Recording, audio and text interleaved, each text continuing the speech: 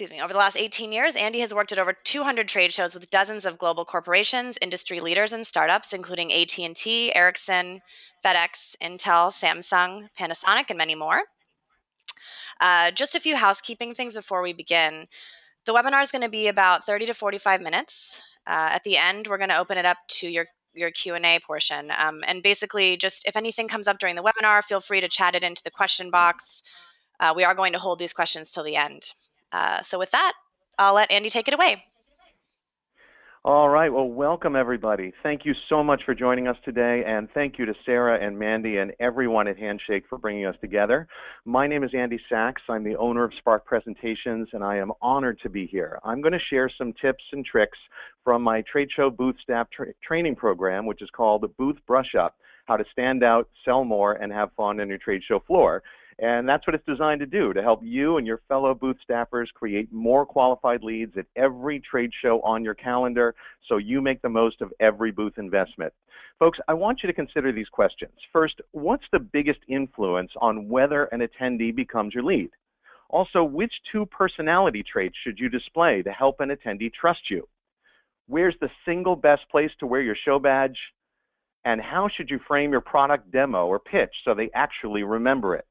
Well, I'm glad you asked all those questions. Stay tuned, and I'll explain them all and much more. First, I want to give you just a quick primer on my company and trade show background so you have a sense of where I'm coming from. What I'm going to show you is the homepage for Spark Presentations, which is the company that I founded back in 1998. Spark helps its clients thrive by helping them shape and deliver their messages to the world. And let's get that homepage up there.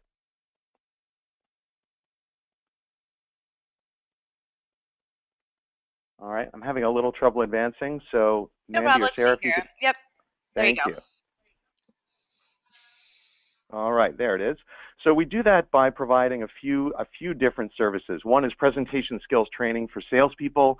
We have MCs and live auctioneers for special events. And of course, we have presenters, staff people, and trainers for trade show booths. Now, over the years, we really focused on trade shows because they're so important to our clients. The stakes at the shows are so high, and they involve so many aspects of presenting. And as a result, as was introduced in the 18 years I've been doing this, I personally worked at over 200 trade shows as a booth presenter, a staffer, and a trainer. And if you don't believe me, I want to show you a little photo. If you'll advance the slide for me, you'll see a photo of me giving booth presentations for Samsung at a show in Philadelphia last summer. Now, you see all the gray hair on my head, you see the bags under my eyes. Folks, that is what 200 trade shows will do to you. Anyway, let's talk about you and what's at stake for you at your next show. At Spark, we really like to start with the end in mind. And for trade shows, the end is all about the new customers that you can acquire and their value to you over their life cycle. So I want you to imagine that you're standing in your booth at the next show. This is the moment that the show opens for business on day one. In fact, on the next slide, there it is, you'll see this is a photo that I took last summer of the doors opening at the first moment of the first day at the Cisco Live show in San Diego. And you can see how every attendee is pouring in, and each and every one of them is on a mission to find their perfect product. So before we talk about how to acquire them, I want to help you figure out exactly what they're worth to you. So for this webinar, we'll keep it simple. Just take a moment and try to ballpark in your mind how much income a single attendee at your show could generate for your company if they became not only your customer, but really one of your best customers, the kind of customer you love to work with, the low-hassle, high-margin customer, the type that sticks with you and trusts you and promotes you to other people, the kind of customer that we at Spark call your loyal fan. So first, consider the income that you would generate from those loyal fans for, let's say, their very first purchase. What do your loyal fans normally buy first? How many of that product or service do they buy up front? How much income does that generate for your company? Then throw in add-ons that come along, let's say, inside the first year, like delivery, installation, training, service contracts, warranties. Then you can add in maybe more sales inside that first year for repeat purchases, product upgrades, replacements, buying new products that you launch 6 months from now. And here's my favorite one. Think about all the referral business they generate for you, the new customers they connect you with that you don't have to go out and find yourself. and all the income those customers represent, all of this wrapped up in the first year of your life cycle with that customer. Now, multiply the ballpark number that's in your head toward the total number of years that a loyal fan typically stays your customer. In other words, do you generally keep loyal fans as customers for, let's say, a year, 5 years, 10 years, 20? How long do they keep paying off for you? All right, so when you add this all up, how high is your total? You don't have to share it. You don't have to tell anyone, but I bet it's sky high. I bet it's the kind of number that makes your heart do a little jig in your chest. When I run this exercise in my private trade show training, my clients tell me the total ballpark income from the loyal fans they generate at trade shows inevitably soars into the 6 figures. I did a training yesterday in San Jose. The figure was 7 figures. I did last month where it was 8 figures, so I bet it's something in that range. Now you have a sense of the potential income any one of these attendees who are pouring onto the trade show floor could generate for your business. That's what each and every one of them could be worth to you. So I want you to keep that tremendous potential in mind as we walk through this webinar. So you've got all this money at stake, all this potential, and you've got to ask, okay, what's the secret to getting the money? What's the secret to the trade show success? What's the key to generating all loyal fans at your booth? And why, with so much potential, do so many companies completely blow it on the show floor, squandering all that opportunity and all that potential income? Well, as we go to the next slide, you'll see that from what I've seen over about 200 shows, most companies blow it because they concentrate on the wrong things, and in doing so, they ignore the most important thing. Before and during the show, most companies focus almost exclusively on the physical and logistical aspects of producing their booth. They think they want to create an impressive booth design. They ask, how cool are our giveaways? Do our demo stations work? Is our carpeting thick enough? Has somebody, for God's sake, watered the plants today so they look nice and fresh and happy? And don't get me wrong, all of these things are important. All of them affect an attendee's perception of you. All of them are worth doing right. But do any of the things I mentioned and all the others in the mix, do those ever make or break a lead in your experience? Have you ever won a lead because the plants in your booth looked really healthy? And have you ever lost a lead because your carpet wasn't thick enough? I'm betting probably not. So what is it? What's the factor that typically not only influences, but most influences whether an attendee becomes your lead and your sale and ultimately your loyal fan? I want to give you 3 options to consider. Is it your company name and reputation, which is what people know about you? Even your products and services can be in that group. Or is it the physical booth itself, meaning your demo stations, giveaways, carpeting, plants, all the rest? Or is it the staffers standing in your booth wearing your company shirt and representing you? Now, the people in my private trainings always instinctively know the answer. I bet you do too, and you'll all be pleased to know the research backs you up. The trade show industry research shows that when deciding whether to pursue a relationship with an exhibitor, this is the moment of truth. When somebody on your team says to an attendee, can I scan your badge? And they have to decide whether to answer yes or no. On average, attendees weigh their personal interactions with the exhibitor staff over every other factor at the booth. To an attendee, you are the most important part of your booth, and your behavior makes or breaks a lead more often than any other part of your booth. So if you're taking notes right now, put down your pen for a sec and just listen, because remembering this is so important to your success. At show after show, booth after booth, I see booth staffers who behave kind of like museum guards. Their company gives so much attention to preparing their booth and none to preparing them to work in the booth. And so they figure, okay, the booth must be the star of the show. So they begin to think of themselves like security guards at an art museum. They figure their job is to stand quietly against the wall, don't bother the patrons. Once in a while, just tell somebody the bathroom is over there and sorry, no flash photography. And they figure if they're quiet and they're lucky, no one will bother them with a question. My friends, if you're thinking that way, you've got it backwards. As a booth staffer, you are the star of the show. The attendees are there to putter around your booth and stare at your stuff. They're not there exactly to do that. They're there to talk to you. They're there to get help, to solve a problem quickly and enjoyably. And your booth is there to give you the tools you need to help them solve that problem, to assist you, to support you, not the other way around. So how well you use the booth to help attendees solve their problems is the single biggest factor in your trade show success. So what exactly do the attendees want from you? What are their expectations when they engage you? How do they see you? Well, let's go to the next slide and take a quick look by reviewing what I call the 5 keys to your attendees. This is a quick review of sales basics that may sound familiar, and they're worth recalling before we dig into the nitty-gritty of attracting and pitching attendees. So first, let's talk about the first key, and that is, who do they care about? And the answer to this is pretty simple. Who do attendees care about? I think I hear you all saying it out there in the ether. That's right. They care about themselves, not you. And the reason I put a radio in this slide is I want you to imagine that every attendee on your trade show floor, just like you, just like me, just like everyone in the world, has a radio in their head. And that radio is always tuned to the same station, and the station's call letters are WIIFM, which stands for What's in It for Me. And every moment of every day, every one of us in the world is engaged in a triage process. We're considering the opportunities that are put in front of us, and we generally categorize them at one of 3 levels. Either the high level of strong urgency, strong value, strong enjoyment, I want to do this right away. The middle level of some urgency, some value, some enjoyment, but I'll put it aside for later. And the lowest level of low urgency, low value, low enjoyment, I'm going to avoid doing this if I can. And that's what your attendees are thinking on the show floor. Which booth do I go to next? Or should I get some food? Or should I go to the bathroom? Or should I go meet a friend? Or should I go back to my hotel room? And they're evaluating each option and trying to decide which brings the greatest value to them. And your job is to be the option that brings the greatest value to them.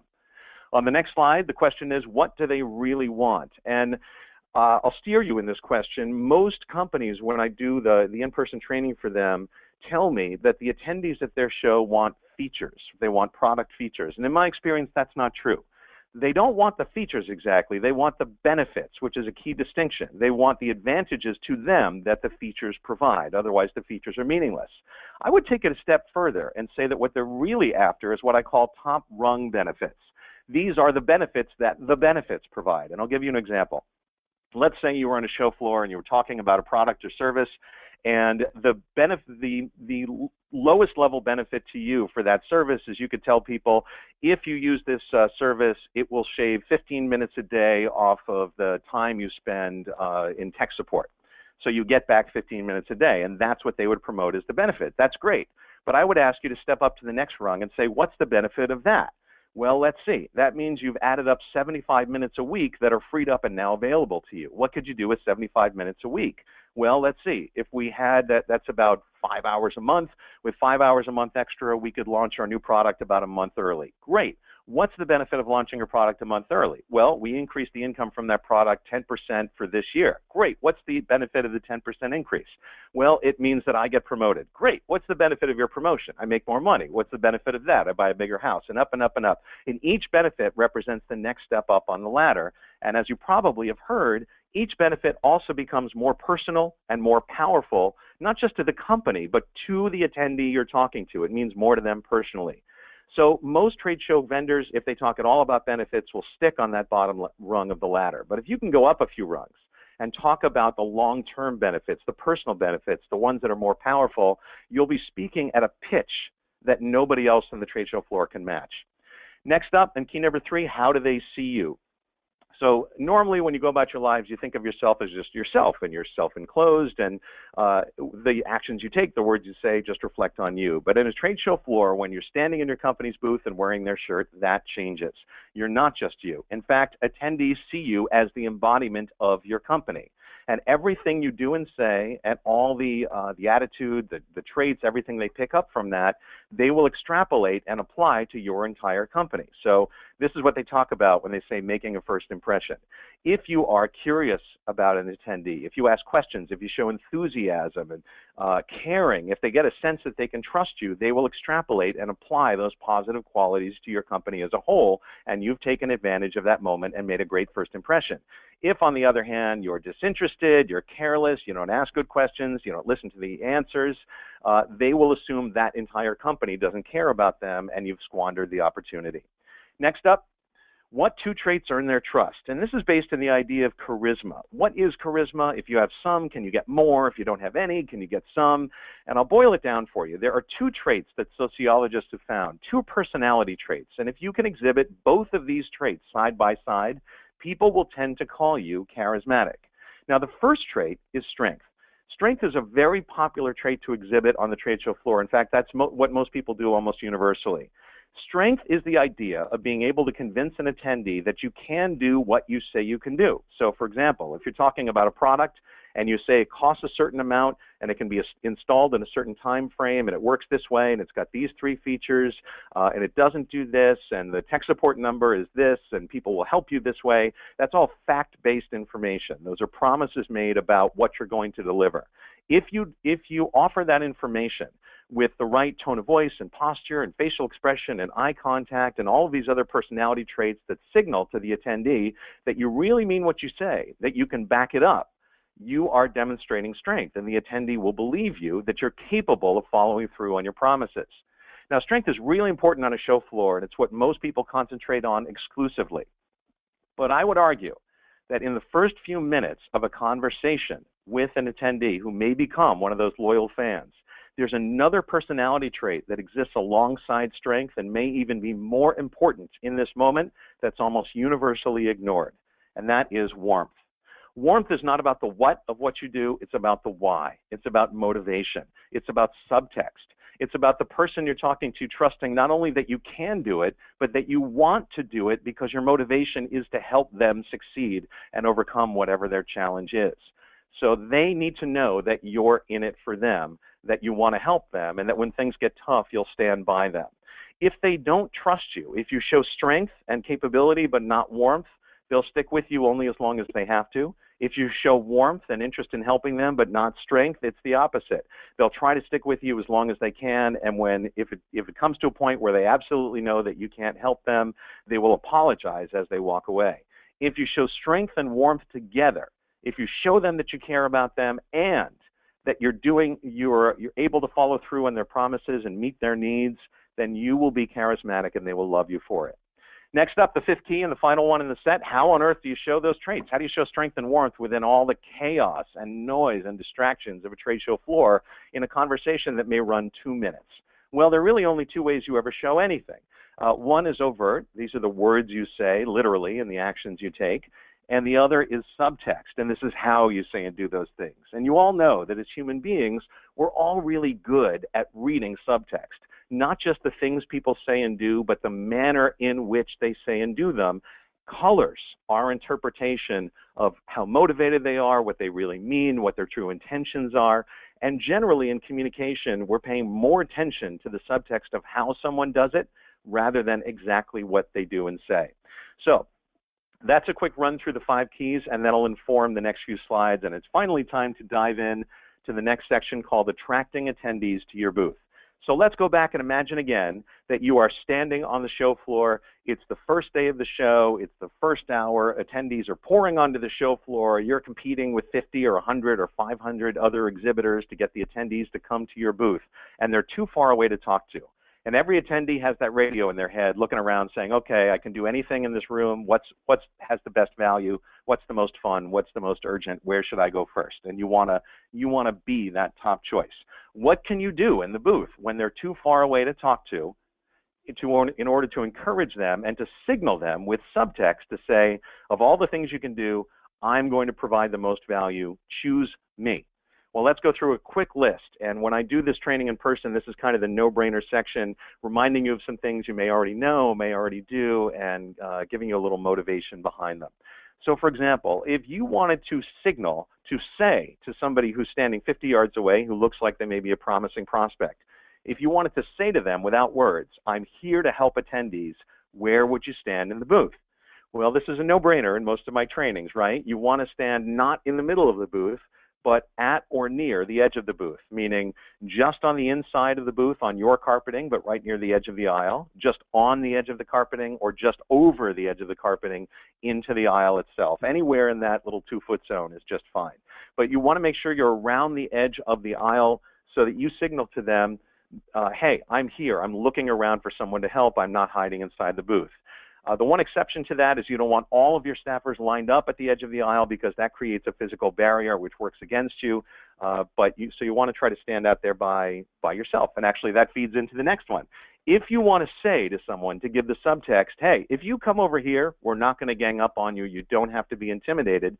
Should you be standing alone or in a group? And you've already guessed. In most cases, you want to be standing alone. You don't want them to feel like they have to come over and interrupt you having a conversation with 1 or 2 or 5 other colleagues, which is very uncomfortable and intimidating for most people.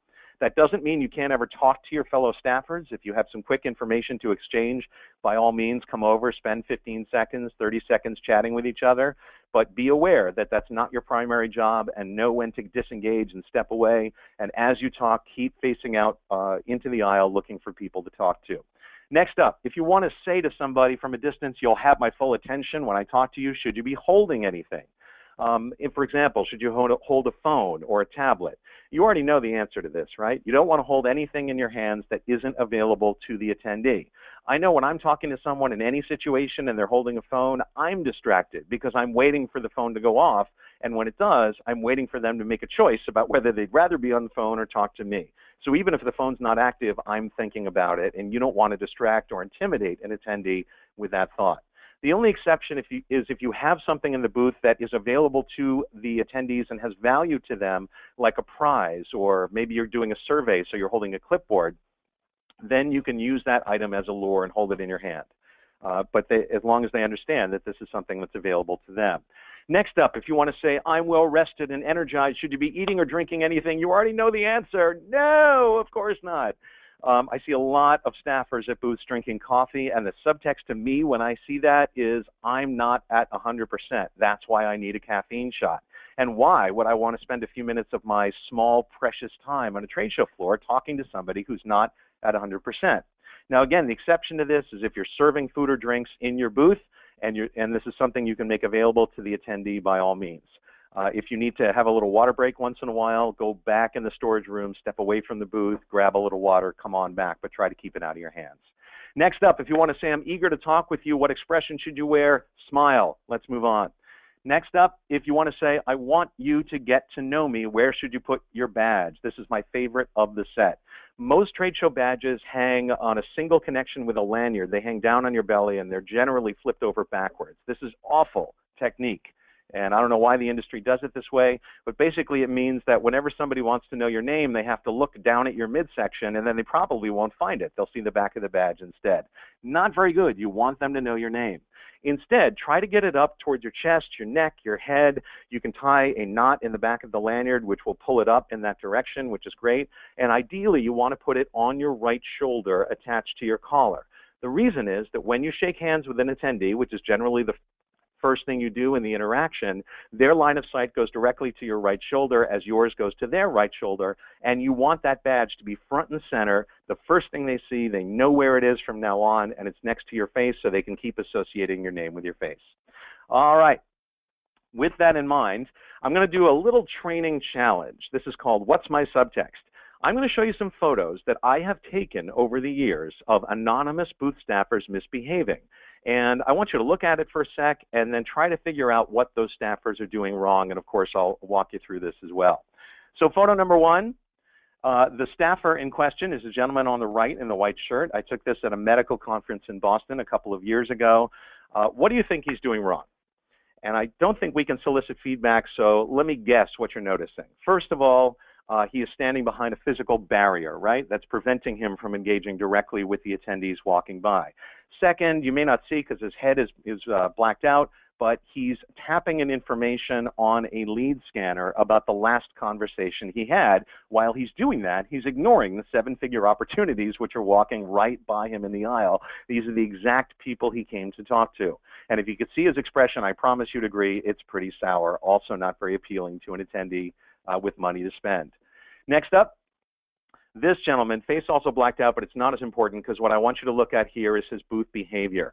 Now, this gentleman was at a show that I was at a couple of years ago in San Francisco, an IT show, and I was giving booth presentations in the booth right across the aisle. So the view that you see in this photo was my view of him for 4 days. And what I love is the juxtaposition between his behavior, which is at that moment leaning against the demo stations and playing with his phone, and the writing on the wall, those big white thick letters, they say something inspiring, right? Imagine what we can do. You already know this, but given a clash, a juxtaposition between what your booth messaging says and what your booth behavior says and the subtext of that behavior, people will always assume that the behavior is the truth. In other words, given a choice to believe the phrase, imagine what we can do, or believe the behavior of we're bored sitting around playing with our phones and aren't interested in talking to you, attendees will always believe the latter, and all the money that you spent on the wall and the slogan and getting it up there on the wall, that's all wasted now because the person standing under that sign ruined it, not the behavior you want to have. Next up, here are two gentlemen who decided that if one of them can sit down and work on his laptop during show hours, why not have both of them sit and work on their laptops during show hours? I took this with my iPhone, and what you see is where I was. I was standing directly behind this plant. Neither of them looked up.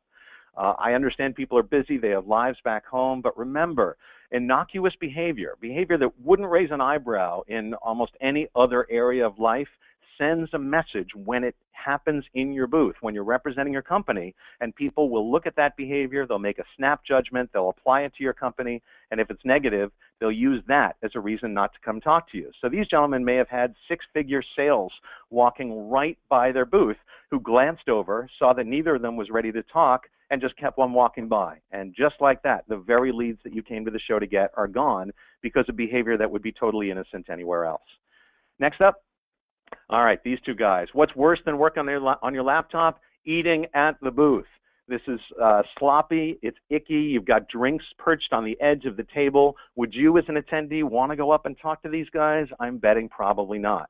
I'm not saying you can't eat during the show day, but take shifts, move away from the booth, preferably off the show floor entirely, eat your lunch. When you're completely done and clean and gone to the bathroom and you've checked your email, come on back and then let your partner take the lunch break and switch off, but don't eat at the booth like this.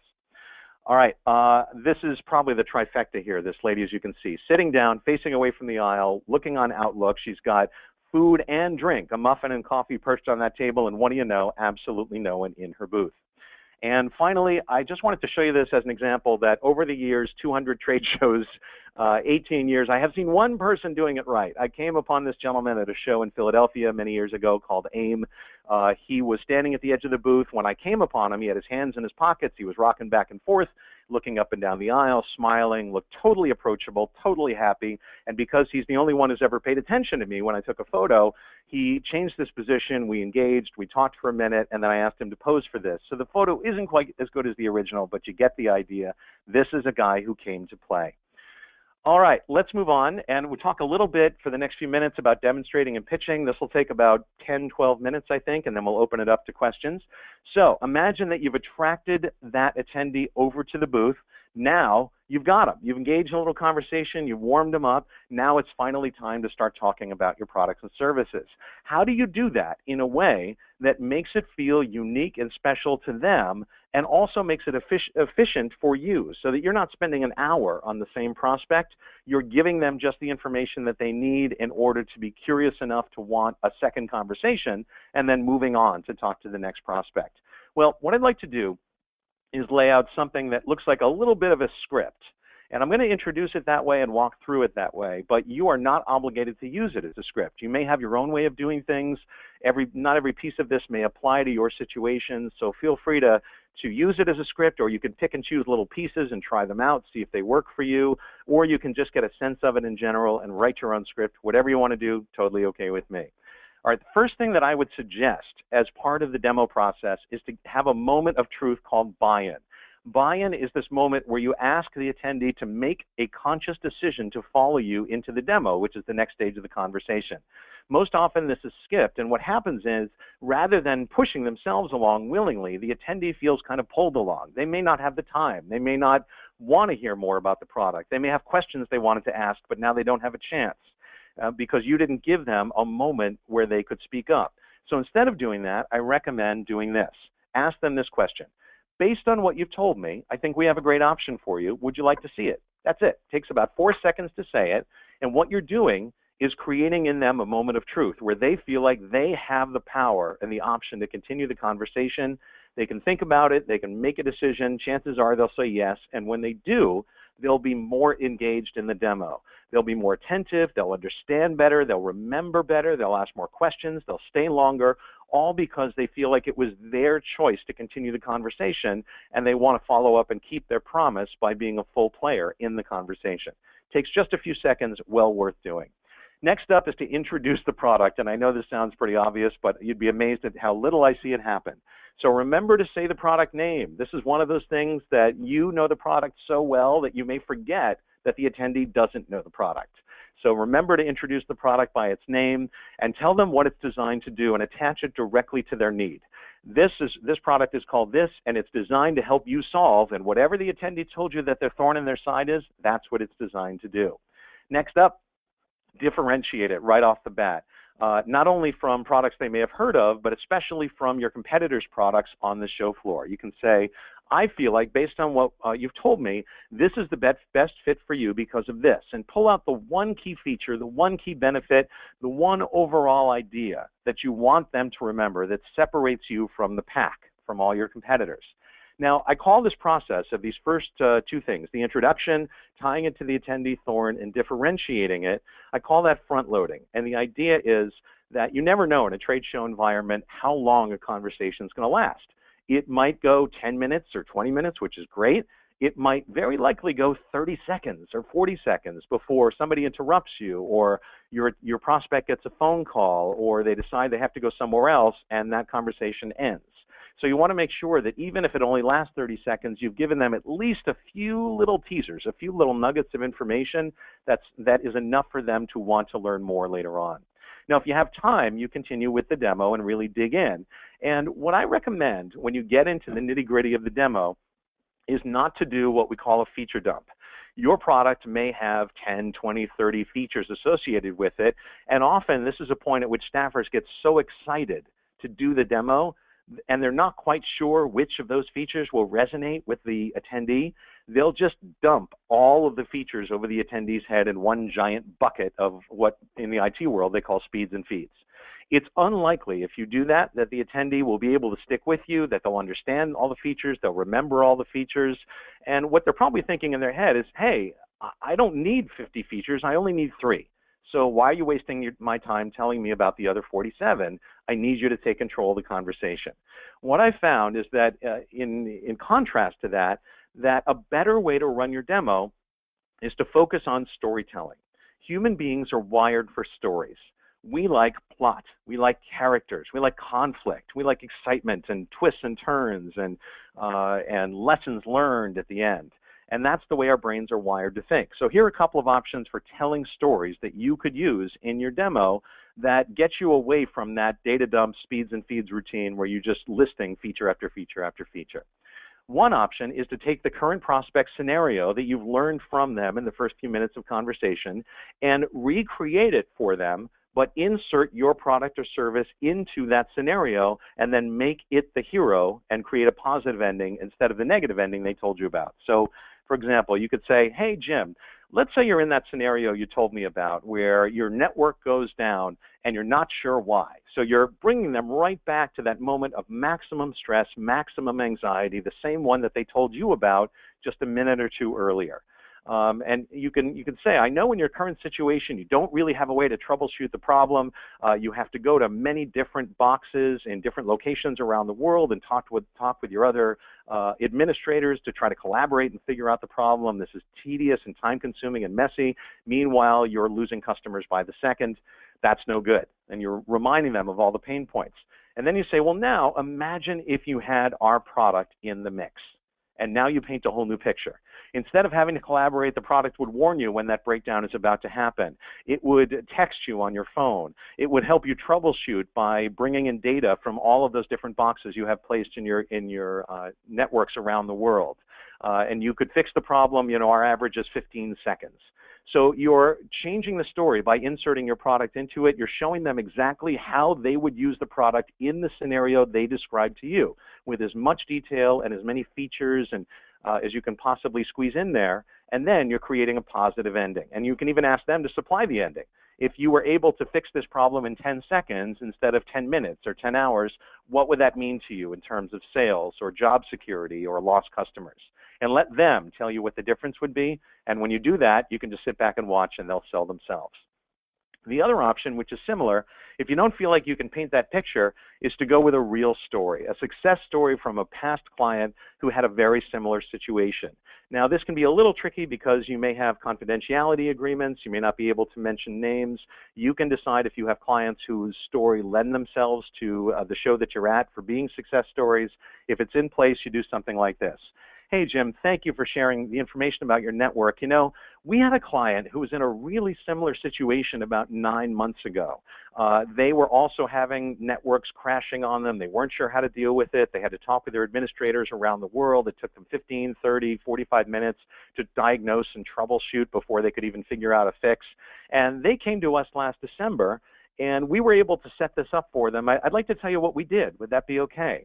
They'll absolutely say yes, and then you simply walk through the details of what you did for that client. We set them up this way. We put a box over here. It took about this long to install. It cost about this much. It took this much training. And as a result, here's where they are today. It's 9 months later. They've cut their network downtime by X%. They've been able to keep the customers, so they've reduced their churn rate, whatever the legitimate benefits are to them, and as much detail as you can muster up. The nice thing about the success story is that it has the air of credibility around it. This is something that's actually happened. And the subtext is, hey, guys, this is a company who's already enjoying the benefits of working with us. They're 9 months ahead of you. You're falling behind. You can do it or not do it, but I'm telling you, you're missing an opportunity that these folks are already capitalizing on. It's a very hard format to resist. So that's an idea of how you can do just a 2-minute tease of what I call your tweezers. These are the products and services you have that pull out the thorn in the attendee side. And if this may take 2 minutes, it may take 30 seconds, it may take 10 minutes, chances are it shouldn't take too much more than that. And remember, your goal in the demo is probably not to make the sale on the show floor at that moment, but simply to get them curious enough and get the wheels turning in their head enough and get enough questions marinating in their head that they want to know more, that they seek another opportunity to talk with you, and that's where you can create follow-up engagement. All right, so I want to give you a little final reminder, and then we'll turn it over to questions. And I just want to leave you with this. Remember, folks, you and your fellow staffers will make the biggest difference in the success of your booth. Your understanding of the opportunities surrounding you, the grasp of the huge potential value of your attendees as long-term customers, your behavior, your enthusiasm, your efficiency, all of those will determine more than anything else whether your show is a monster hit for you or not. So seize the opportunity, stay charged, ask and listen, make the satisfaction of your attendees, no matter what it is they need, your one and only priority, and I promise you're going to leave the show with a big smile and a big pile of qualified leads ready to convert into customers. So go ahead and knock them dead. And with that, I'll turn it back to Handshake to walk us through questions.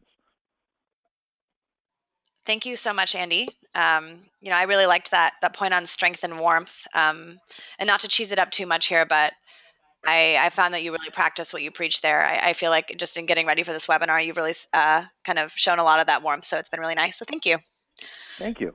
So we're going to get into the questions now. I'm sure people have a lot of questions here, as this information was very valuable and interesting. So awesome. So we have some people here asking, is there going to be a copy of the presentation?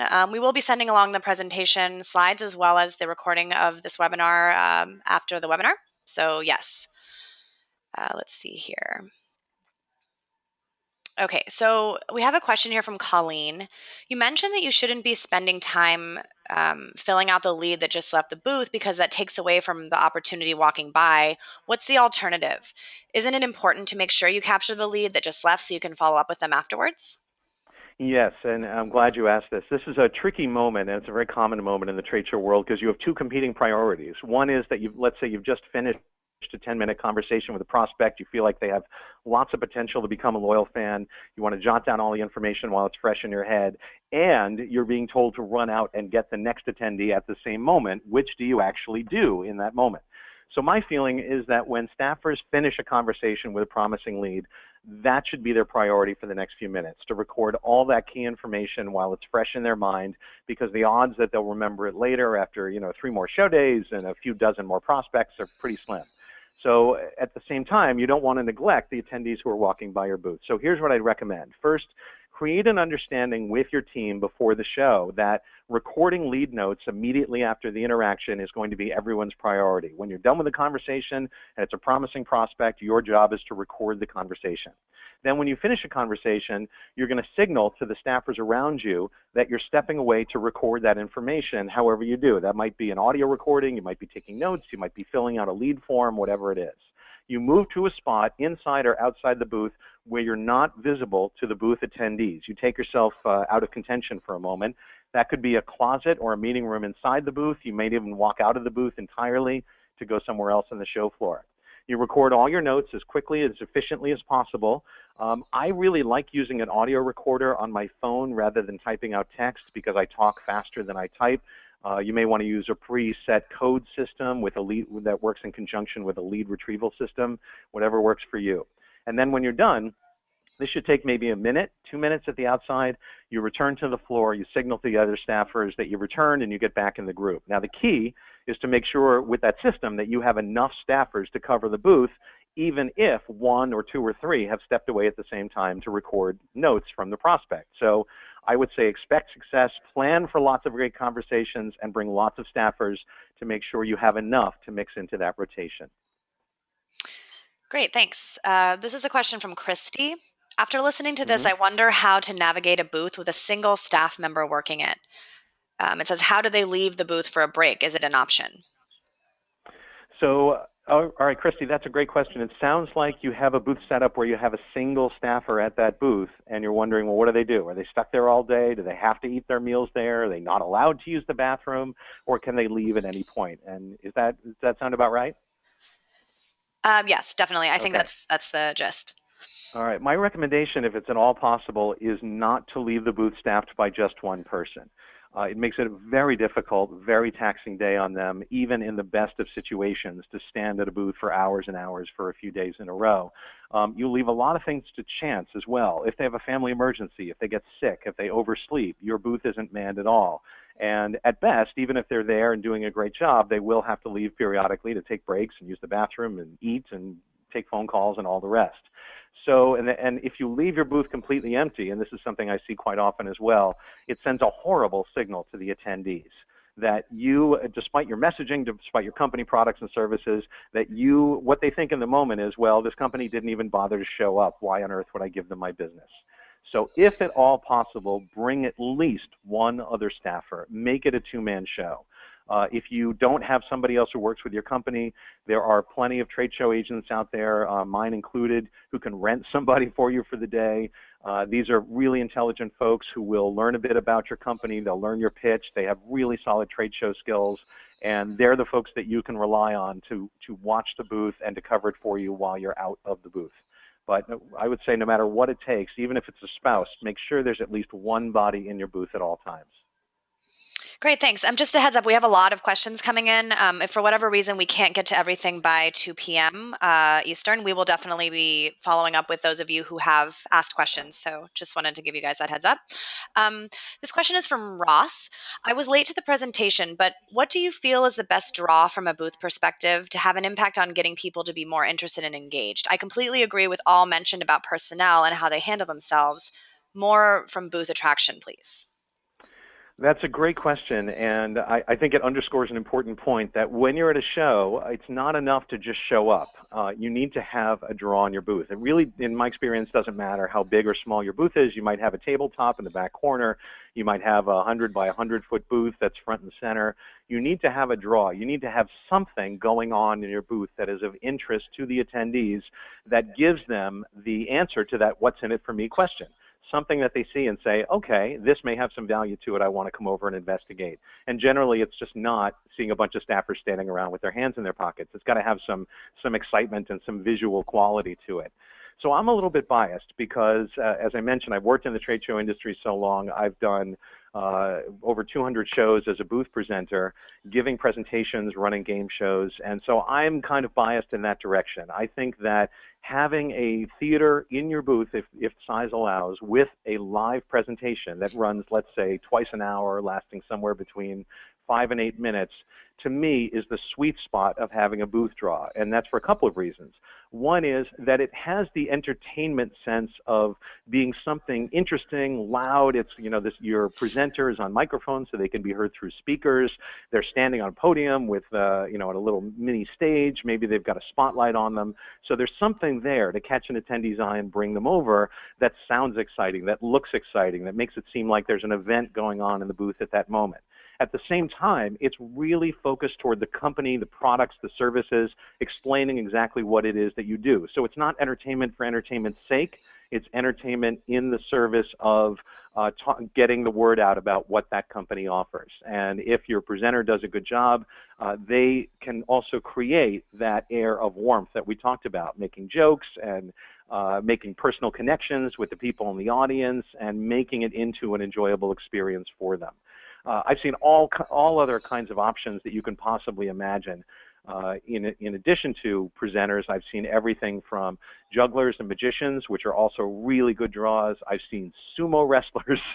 I've seen marching bands go through show floors, and any or all of them may be good options. I've seen celebrities signing autographs. I've seen people doing drawings for big prizes and even run many of those drawings myself. Any of those may be a good option. Which one is exactly best for you really depends on what your booth is offering, where you are, and what you want people to get out of that experience and the message you want them to get out. And if you're curious, I can talk with people more one-on-one and give them advice after the webinar on that. But I would say the general idea is you need to have a draw. It's got to look exciting, and it's got to be something that brings people into the fold of learning about your company.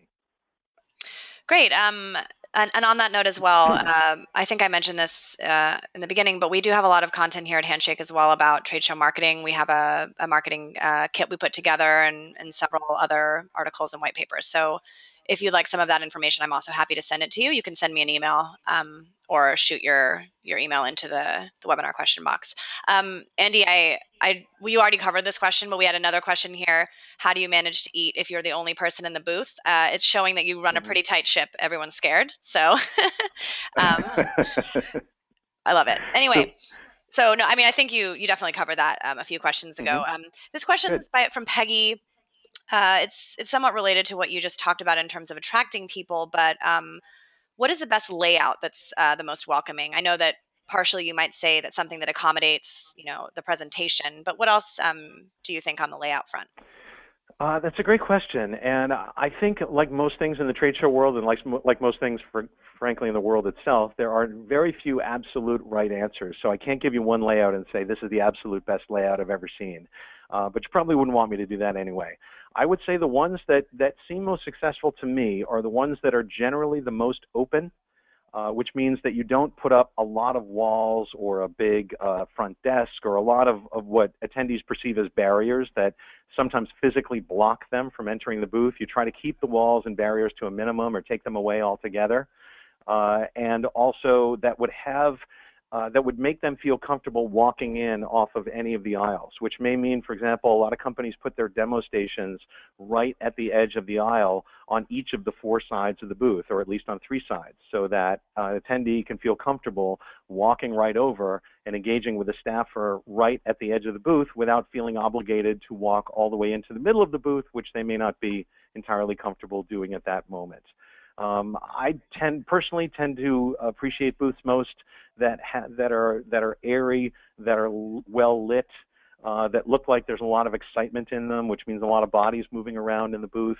So I would say anything in that direction, that you can almost think of it as a really modern styled house with an open floor plan. Very few barriers, lots of light, something that really feels relaxing and welcoming. Great. This next question, I might have to take some liberty in terms of interpreting. Please vent us at, if I'm not correct, please type into the webinar box. I'll fix this. But the question is, do you feel that having a hostess on the booth helps? Is it worth the expense? My interpretation, Andy, I'm not sure if you feel this way, is that this is someone who might be more of a welcomer rather than someone who is a trained staff person, but you might know more than me on this front. No, I'd interpret it the same way, and I think what they're referring to is what we'd call a booth assistant. So this is somebody who greets attendees who are walking in, they scan badges, they hand out collateral and giveaways. If you have an attraction like a presentation theater, they'll help you straighten up the theater in between performances.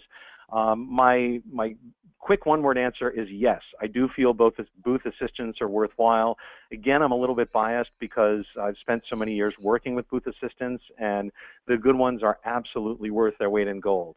The reason is that they remove the burden of doing all these moment-to-moment things, of making sure you're scanning everybody's badge and handing out collateral and greeting everybody, walking people over to the right staff person and making an introduction.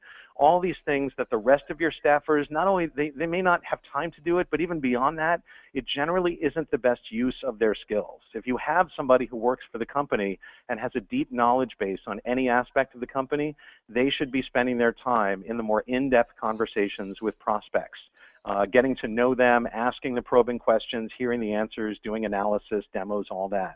So you want to free yourself up from the burden of doing the little nitty-gritty things by handing that over to somebody who's unafraid of being rejected 50 times an hour and whose job it is to simply attend to that with no other distractions. That's what I'd recommend. Thanks. This question is about kind of whether you should be making appointments in the show versus following up after. So it says, do you have a percentage of the value/success of making an appointment at the show versus taking the lead back to the call center to be called at the beginning of the week? I don't have a percentage, but my strong instinct is, if at all possible, you are better off making the appointment with the attendee at the booth. And the reason is that's what you call the moment of maximum emotional engagement. You've just spent 2 or 5 or 10 or 20 minutes with that prospect. Presumably you've walked them through a demo, you've got to know them a bit, they've got to know you. You've established a connection and a rapport, and you've generated some interest in your company. You want to capitalize on that moment of emotional connection, on that moment of interest, if at all possible, and before they leave the booth, cement a follow.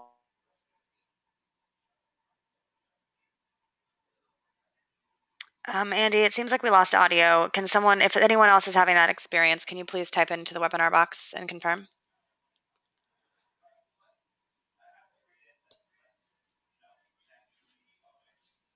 Anyone out there?